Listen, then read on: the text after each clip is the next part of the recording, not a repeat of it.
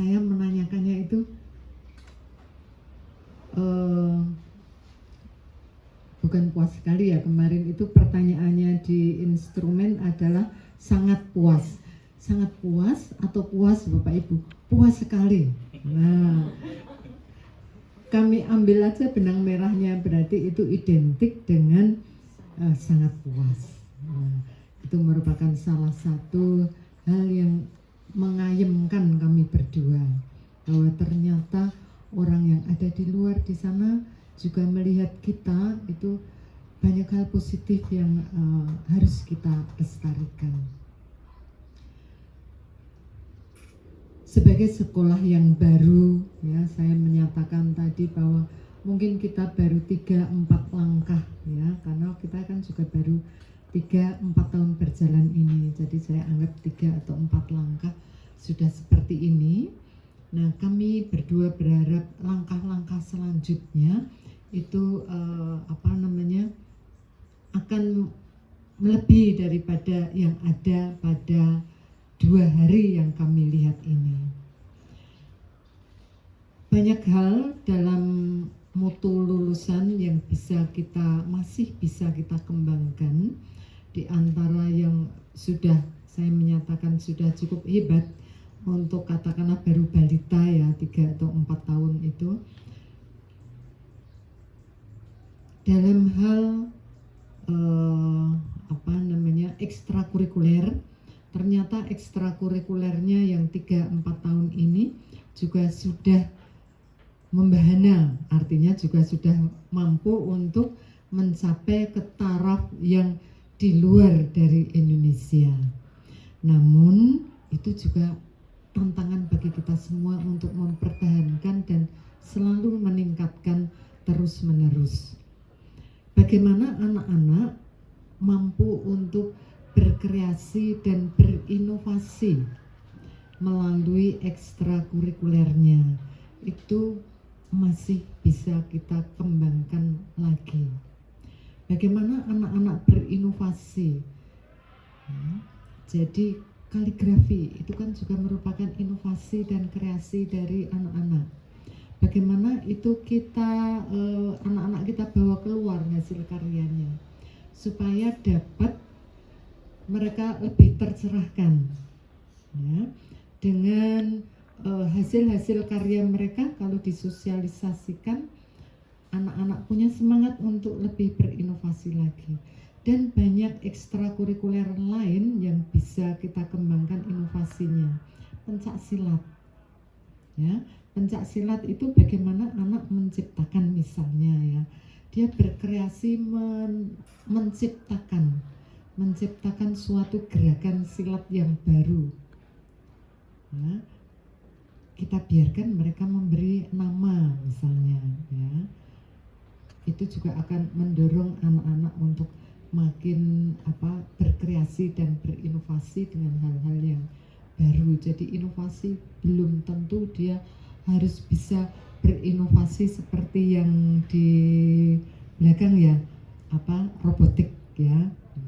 Meskipun itu sudah suatu hal yang bagus, yang hebat, tapi kita budayakan. Satu anak di bagian robotik, tapi anak yang lain mungkin bisa berinovasi di ekstrakurikuler yang lain, sehingga nanti akan menjadi suatu budaya. Seluruh santri-santri di sini bisa mempunyai inovasi, satu orang satu di ekstrakurikulernya. Nah, ekstrakurikulernya terserah yang dikembangkan dan yang dipilih itu apa gitu. Jadi masih bisa kita kembangkan yang lebih lagi. Berikutnya kami juga melihat suatu yang positif, yaitu tentang nilai akademik ya. 1 tahun kelulusan pertama itu juga sudah mencerminkan hal yang yang hebat ya. Kemarin dilaporkan oleh Bapak Kepala Sekolah ya, di ASPD MTS kita, saya jadi ikut ya.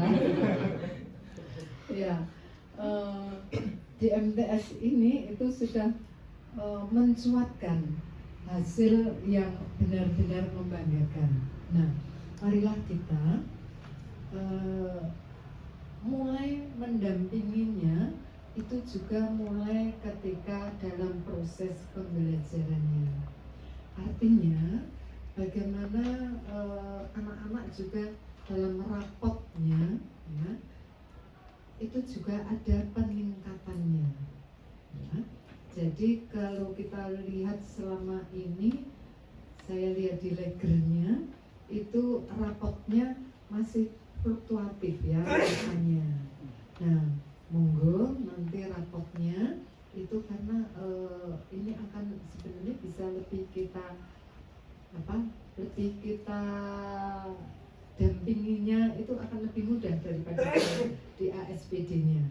Karena kalau ASPD kan kita sebenarnya tidak tahu arahnya itu atau nanti soal-soalnya yang seperti apa. Tetapi kalau di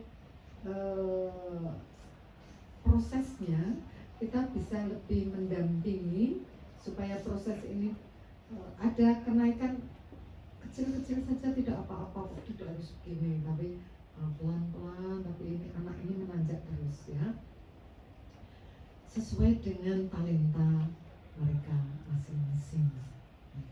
Itu saya berharap kita mampu untuk menjalankan ketugasan kita dalam mendampingi anak-anak sehingga mengembangkan talenta mereka secara akademik pelan-pelan tapi mantap. Lalu ketika kita juga mendampingi dalam remedial dan pengayaan Bapak Ibu, saya lihat di sini sebenarnya anak-anak hebat-hebat, ya, prestasinya hebat, daya pikirnya itu gampang untuk dikembangkan. Ketika kita tadi wawancara, diajak untuk berpikir dan mengaitkan sesuatu itu mereka gampang. Nah, inilah tantangan bagi kita untuk melayani mereka dengan pengayaan Bapak Ibu.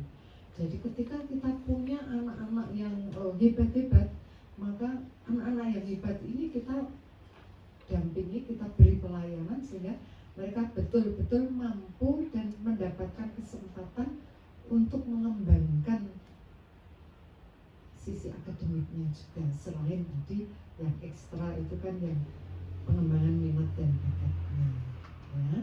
Jadi boleh Bapak Ibu itu memberi pengayaan itu bukan sekedar hanya memberi soal yang lebih sulit atau membaca buku lebih lanjut ya. Boleh misalnya Bapak Ibu memberi tugas yang menantang dengan pemecahan masalah ya. Banyak hal yang ada di lingkungan anak-anak ya, baik di sekolah maupun di pondok, hal yang dijumpai oleh anak-anak. Bagaimana mengelola sampah ya, matematika dapat saja itu dilakukan ya. Mulai dari bagaimana membuat suatu pupuk dengan perbandingan tertentu misalnya, itu juga sudah merupakan suatu tugas pengayaan bagi anak-anak, sampai dengan anak membuat laporan sederhana ya. Jadi yang membuat laporan sederhana sebenarnya ini anak-anak yang potensial ya, yang mendapatkan pengayaan, maka pasti itu dapat sekalian kita mengembangkan bagian penelitian ya. Kan punya apa ya tadi bulan research project ya, punya research ya, sistem riset proyek untuk anak-anak ini kita kembangkan. Yang terakhir adalah sarana prasarana. Kami berdua menyadari bahwa ini adalah sekolah baru ya. Pasti nanti masih harus banyak sarana prasarana yang harus dikembangkan. Maka kami mohon nanti dengan kerjasama antara madrasah dan yayasan untuk lebih mengembangkan sarana prasarana yang untuk pembelajaran. Labnya Mohon nanti juga bisa dibuat tersendiri. Nanti sekalian sebagai ruangan untuk riset. Ya. Jadi memang yang benar-benar kalau suatu lab itu ada fasilitasnya apa saja. Nah itu mulai dicicil gitu ya, mulai dicicil mulai sekarang. Ya. Itu salah satunya lab. Lalu juga penggunaan alat-alat peraga yang ada di sekolah di madrasah ini itu juga bisa lebih dioptimalkan. Ya. Dengan apa? Nah ini sebenarnya barisan orang muda ya. Saya lihat semuanya tidak ada yang melebihi usia saya. Nah itu jadi akan gampang sekali Bapak Ibu mencari ide ya untuk membuat suatu media pembelajaran ya yang dari kreasi Bapak Ibu sendiri ya, dengan mendapatkan inspirasi dari internet. Bapak Ibu bisa melihat di situ atau di apa namanya pembelajar ya, tapi kalau di Kemenak itu juga bisa ya, di Kemenak juga bisa mengakses ke Guru belajar. PMN dengan EMIS. Kalau di Direktorat Pendidikan itu ada belajar ID ya. Kalau di Kemenak ada madrasah ID. Itu setiap guru itu punya mendapatkan satu akun gratis. Siswa juga mendapatkan satu akun gratis. Nah itu bisa kita gunakan, mengurangi juga apa namanya pengeluaran ya untuk anak-anak dan untuk kita juga.